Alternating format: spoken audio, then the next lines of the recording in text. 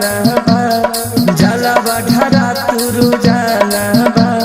सभे महादेव के दीवाना भोला जी के दुनिया दीवाना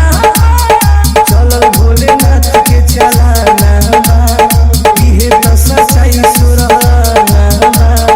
भोला जी के दुनिया दीवाना सभे महादेव के दीवाना मुन्ना बलवन सागर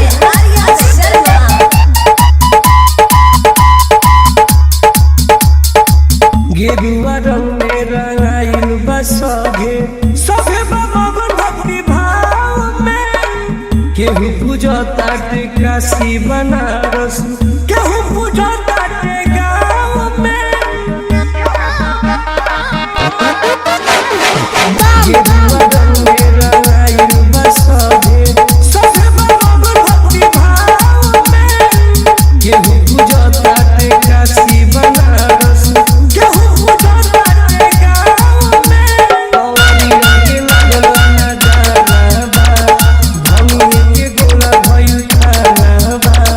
भोला जी के दुनिया दीवाना सभे महादेव के दीवाना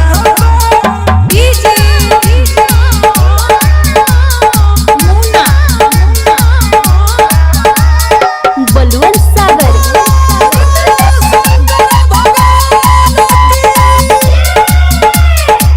चढ़ल बा सावन के पावन महीना गजब लगता नजारा हो सजल बा मंदिर सुनाता शिव चर्चा बनल माहौल बाटे प्यारा हो चढ़ल